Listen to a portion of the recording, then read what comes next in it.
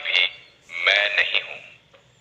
वाणी, गमन, ग्रहण, मल विसर्जन, आनंद, ये पंचविध क्रियाएं करने वाली क्रमशः वाक, पाद, पाणि, पायु और उपस्थ, ये पांचों कर्मेंद्रियां भी मैं नहीं हूं। श्वासादि पंचकर्म करने वाले प्राणादि वायु पंचक भी मैं नहीं हूं।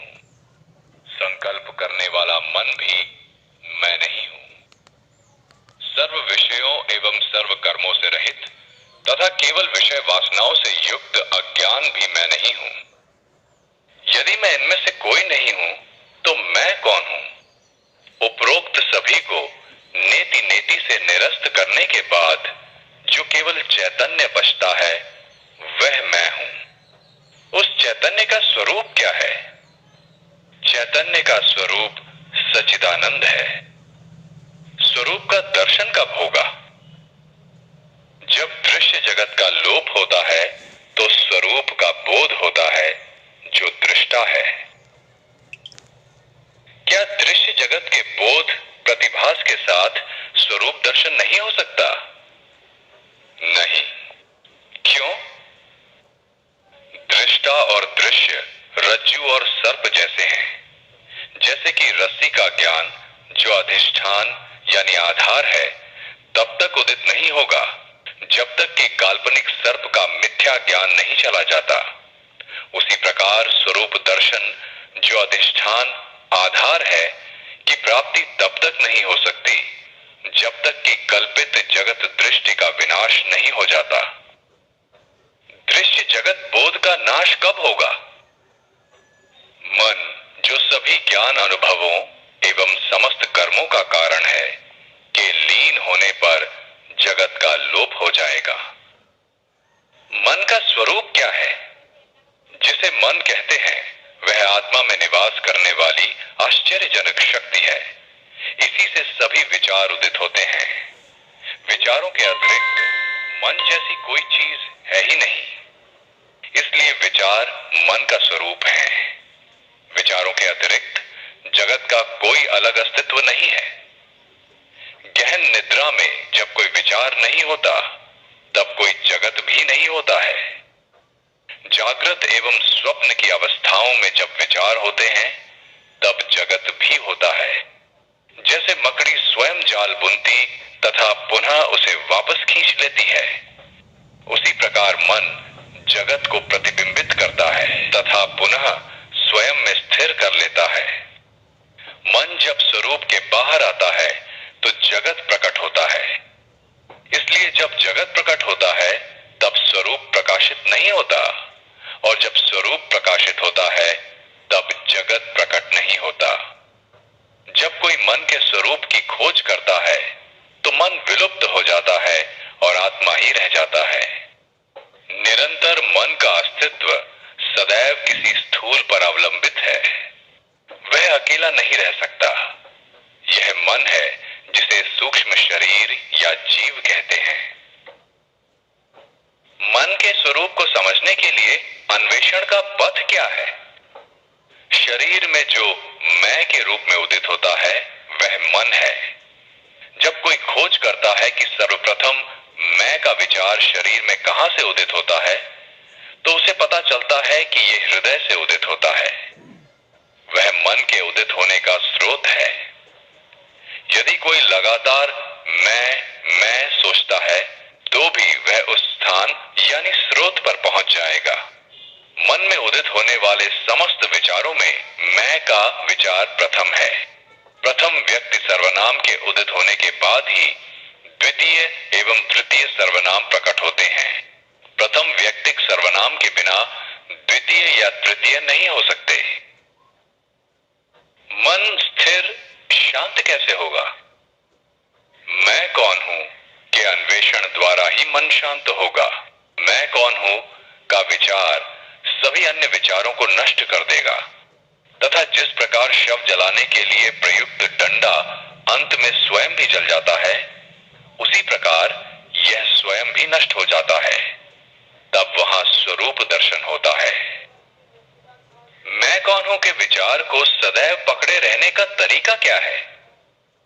जब दूसरे विचार उदित होते हैं तो व्यक्ति को उन पर ध्यान नहीं देना चाहिए, बल्कि अन्वेषण करना चाहिए कि वे विचार किसके लिए उदित होते हैं। चाहे जितने भी विचार उदित होते हैं तो क्या फर्क पड़ता है।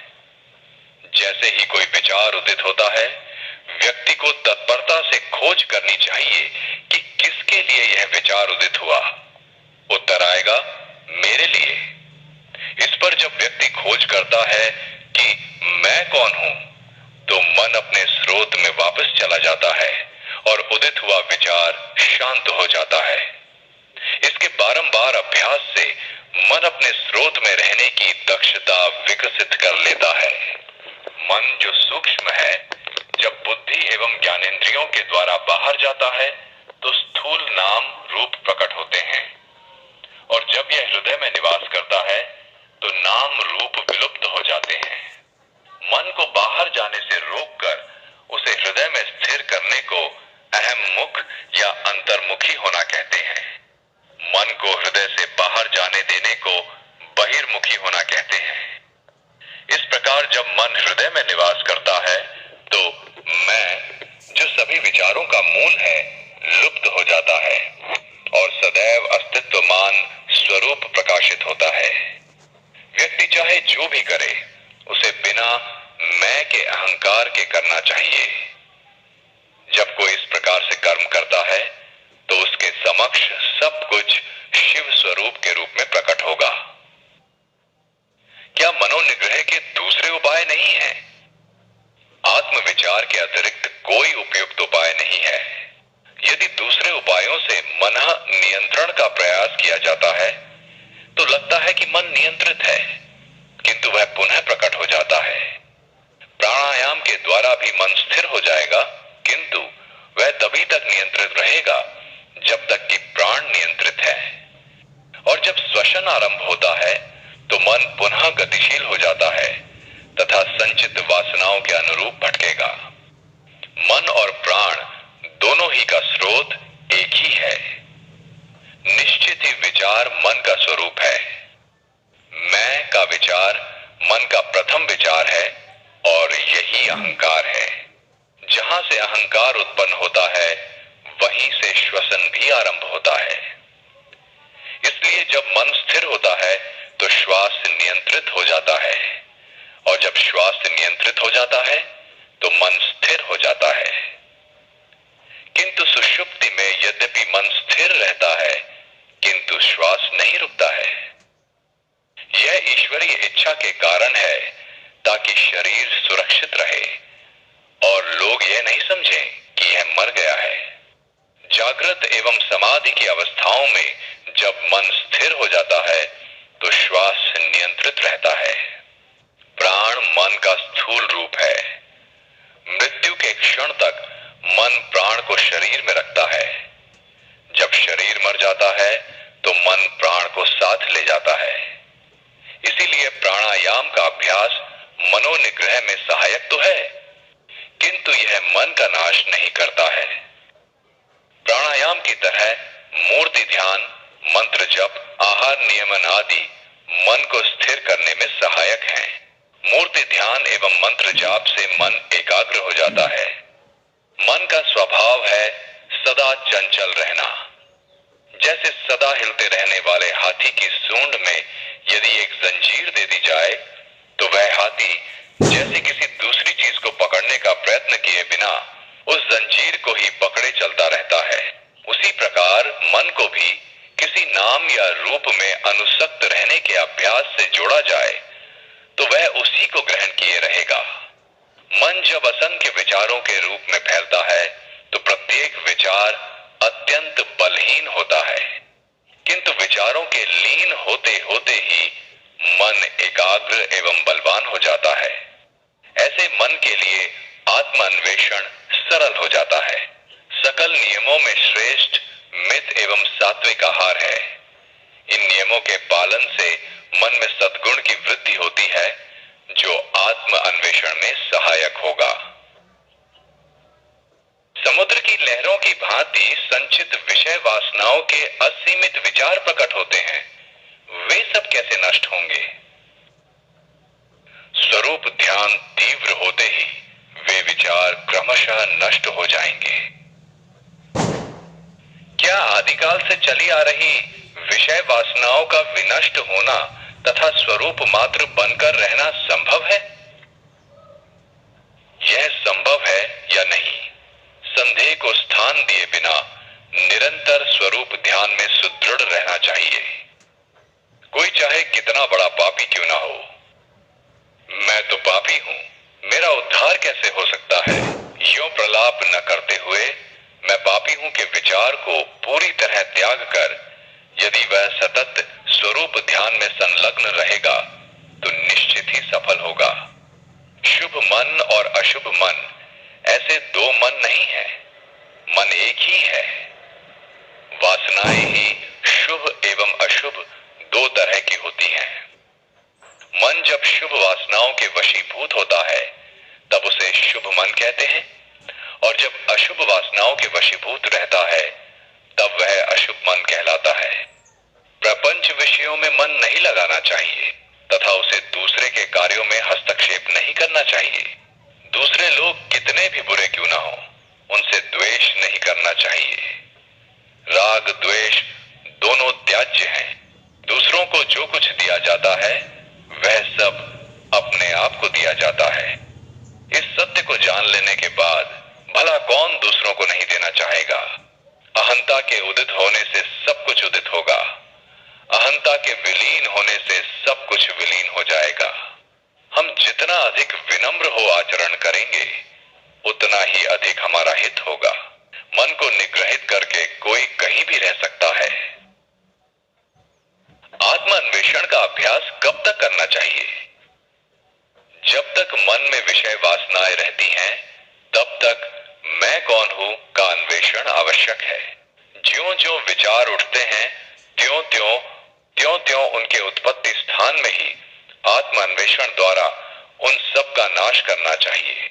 आत्म स्वरूप की प्राप्ति तक यदि कोई निरंतर स्वरूप स्मरण में रहेगा तो यह एक साधना ही पर्याप्त है। जब तक दुर्ग के भीतर शत्रु है तब तक वे उससे बाहर आते रहेंगे। ज्यों-ज्यों वे बाहर आते हैं तथा उन्हें मारते रहें तो दुर्ग हस्तगत हो जाएगा। स्वरूप का स्वभाव क्या है? यथार्थ में जो अस्तित्वमान है वह केवल आत्म स्वरूप है। जगत, जीव और ईश्वर इसमें मोती में चांदी के आभास की भांति कल्पित प्रतीति हैं। ये तीनों एक ही समय प्रकट होकर एक ही समय लुप्त होते हैं। जिस स्थान पर मैं का किंचित मात्र विचार नहीं होता वह स्वरूप है, वही मौन है।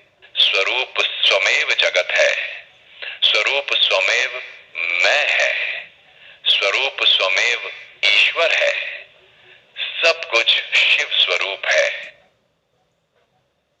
क्या सब कुछ ईश्वर के कार्य नहीं है? बिना इच्छा संकल्प या प्रयास के आदित्य उदय होता है और उसकी उपस्थिति मात्र से सूर्यकांत, मणि, पत्थर, अग्नि उगलता है, कमल खिलता है, पानी वाष्पित होता है। लोग विभिन्न कार्यों में प्रवृत्त होते तथा उन्हें करने के बाद निष्क्रिय होते हैं।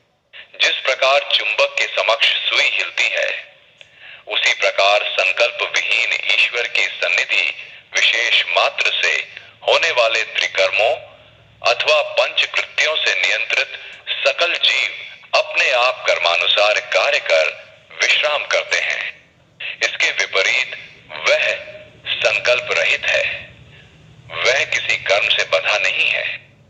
ये ठीक उसी प्रकार है जैसे लोक क्रियाएं सूर्य को प्रभावित नहीं करती या अन्य चार भूत के गुण अवगुण व्यापक आकाश पर प्रभाव नहीं डाल पाते। भक्तों में श्रेष्ठ कौन है? स्वरूप के रूप में उपस्थित ईश्वर को जो स्वयं को समर्पित करता है वह सबसे उत्तम भक्त है। ईश्वर को समर्पित करने का अर्थ है कि आत्मा के अतिरिक्त विचारों को उदित होने के लिए बिना स्थान दिए जो निरंतर आत्मा में रहता है। ईश्वर के ऊपर जो भी भार फेंके जाते हैं वे उनको वहन करता है। जब परमेश्वर शक्ति सकल चीजों को संचालित करती है तो अपने आप को उसको बिना समर्पित किए क्यों हम निरंतर विचार द्वारा चिंता करते हैं कि क्या करना है और किस प्रकार करना चाहिए। हम जानते हैं कि रेलगाड़ी सभी बोझ ले जाती है, इसलिए उसके भीतर प्रवेश के उपरांत हमें छोटा भार रेलगाड़ी में रखकर आराम अनुभव करने की जगह तकलीफ सहते हुए अपना सामान सिर पर क्यों लादे रहना चाहिए। वैराग्य क्या है? जैसे ही विचार उदित होते हैं, उन्हें उनके जन्म स्थान पर उनका बिना कोई चिन्ह छोड़े तुरंत नष्ट कर देना वैराग्य है। जैसे एक गोताखोर अपने कटी पर एक पत्थर बांधे समुद्र के तल पर तैरता है तथा वहां से मोती प्राप्त करता है, उसी प्रकार हम में से प्रत्येक को वैराग्य द्वारा अपने स्वयं के भीतर गोता लगाना चाहिए तथा आत्मा रूपी मोती प्राप्त करनी चाहिए। क्या ईश्वर या गुरु किसी जीव को मुक्ति नहीं दे सकते? ईश्वर या गुरु केवल मुक्ति का मार्ग दिखाएंगे, वे स्वयं जीव को मुक्ति की अवस्था में नहीं ले जा सकते। वास्तव में ईश्वर एवं गुरु भिन्न नहीं है। जिस प्रकार चीते के जबड़े में आया शिकार बाहर नहीं निकल पाता, उसी प्रकार जो गुरु की अनुकंपा दृष्टि की परिधि में आ जाए, वे नष्ट नहीं होंगे बल्कि गुरु द्वारा रक्षित होंगे। यद्यपि हर किसी को ईश्वर या गुरु द्वारा दर्शाए गए मार्ग पर स्वयं प्रयत्न करना एवं मुक्ति प्राप्त करनी चाहिए। स्वयं को स्वयं के ज्ञान चक्षु द्वारा जानना है। कोई किसी दूसरे के चक्षु द्वारा कैसे जान सकता है? क्या वह जो राम है, उसको यह जानने के लिए कि वह राम है, एक दर्पण की आवश्यकता होती है? मुक्ति की इच्छा रखने वाले को क्या तत्वों का अन्वेषण करना चाहिए? जिस प्रकार कोई कूड़े को फेंकना चाहता है, तो उसे उसका विश्लेषण करने या ये देखने के लिए कि वो क्या है की आवश्यकता नहीं होती। उसी प्रकार जो अपने स्वयं को जानना चाहता है, तो उसे स्वरूप को ढकने वाले तत्वों को निरस्त करने के स्थान पर उनकी संख्या गिनने या उनकी विशेषताएं जानने की आवश्यकता नहीं है। संसार को स्वप्न जैसा मानना चाहिए। क्या जागृत एवं स्वप्न में कोई भेद नहीं है? जागृत की अवस्था दीर्घ तथा स्वप्न की क्षणिक होती है। इसके अतिरिक्त उनमें कोई भेद नहीं है। जागृत में जागृत की घटनाएं जितनी सच लगती हैं, उसी प्रकार स्वप्न के समय स्वप्न की घटनाएं उतनी ही वास्तविक लगती हैं। स्वप्न में मन एक दूसरा शरीर धारण करता है। जागृत एवं स्वप्न दोनों ही अवस्थाओं में नाम रूप के विचार क्रमशः आते रहते हैं। क्या मुमुक्षु के लिए पुस्तकें शास्त्र पढ़ना उपयोगी है? सभी शास्त्र कहते हैं कि मुक्ति पाने के लिए मन को निग्रहित करना चाहिए। उनके उपदेशों का सार है कि मन को शांत करना चाहिए। एक बार इसे समझ लेने पर पुस्तकों के अत्यधिक अध्ययन की कोई आवश्यकता नहीं है। मन को स्थिर करने के लिए अपने स्वयं के भीतर केवल अन्वेषण करना चाहिए कि वो स्वयं क्या है। यह अन्वेषण पुस्तकों में कैसे किया जा सकता है? अपने स्वयं की ज्ञान दृष्टि से अपनी आत्मा को जानना चाहिए। स्वरूप पंचकोशों के भीतर है, किंतु पुस्तकें उनके बाहर हैं। जब अपने स्वयं का अन्वेषण पंचकोशों के निरस्तीकरण से करना है, तो क्या इसको पुस्तकों से करना व्यर्थ नहीं है? एक समय आएगा जब उसे समस्त सीखी हुई चीजों को भूलना होगा। सुख क्या है? सुख आत्मा का सहज स्वभाव है। सुख एवं स्वरूप अलग नहीं है। संसार की किसी वस्तु में कोई सुख नहीं है। हम अपने अविवेक के कारण कल्पना करते हैं कि प्रपंच वस्तुओं से सुख प्राप्त करते हैं। मन जब बहिर्मुखी होता है तो दुख अनुभव करता है। वास्तव में जब इसकी इच्छाएं पूर्ण होती हैं, तो ये अपने स्रोत स्थान पर वापस लौटता है तथा केवल आत्म सुख अनुभव करता है, जो कि आत्मा है। इसी प्रकार की स्थिति गहरी नींद, समाधि या मूर्छा की अवस्था में होती है। और जब ऐच्छिक वस्तु की प्राप्ति या अनैच्छिक मिट जाती है, तो मन अंतर्मुखी होकर केवल आत्म सुख अनुभव करता है। किंतु इस प्रकार मन बिना आराम के निरंतर विचलित रहता है, क्रमशः आत्मा के बाहर जाता पुनः इसमें वापस लौटता है। पेड़ के नीचे छाया सुखकर लगती है, जबकि खुले स्थान की गर्मी सहन नहीं होती। एक जो सूर्य की तपिश में छाया छोड़कर भटकता है तथा वापस छाया में लौटता है, अविवेकी है। एक विवेकी व्यक्ति स्थायी रूप से छाया में रहता है। उसी प्रकार ज्ञानी का मन ब्रह्म को नहीं छोड़ता, जबकि इसके उल्टा एक अज्ञानी का मन संसार में घूमता रहता तथा दुख की अनुभूति करता है और अल्प समय के लिए आनंद की अनुभूति के लिए ब्रह्म में वापस लौटता है। वास्तव में जिसे जगत कहा गया है वह केवल विचार है। जब जगत विलुप्त होता है, जब कोई विचार नहीं रहता, तो मन आनंद की अनुभूति करता है, और जब जगत प्रकट होता है तो उसे दुखों की अनुभूति होती है। ज्ञान दृष्टि क्या है? मौन रहना ज्ञान दृष्टि है। मौन रहने का अर्थ मन को आत्मस्वरूप में लीन करना है। यह अवस्था ही ज्ञान दृष्टि कहलाती है। दूसरों के विचार पढ़ना या जानना, भूत भविष्य एवं वर्तमान का त्रिकाल ज्ञान, दूर देशों के पदार्थों को जानना या ग्रहण करना, इन सब को कभी ज्ञान दृष्टि नहीं कहा जा सकता। वैराग्य तथा ज्ञान के बीच क्या संबंध है? वैराग्य स्वयं ज्ञान है। वैराग्य एवं ज्ञान अलग नहीं है, वस्तुतः दोनों एक हैं। वैराग्य आत्मा से मन को किसी वस्तु की ओर जाने से रोकता है। ज्ञान का अर्थ आत्मा के अतिरिक्त किसी वस्तु का प्रकट न होना है।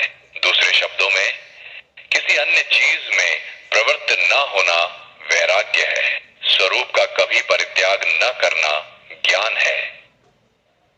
अन्वेषण एवं ध्यान में क्या भेद है? स्वयं की आत्मा में मन को स्थित करना अन्वेषण है। हम स्वयं ब्रह्म हैं, सच्चिदानंद है का निरंतर भाव ध्यान है। मुक्ति क्या है?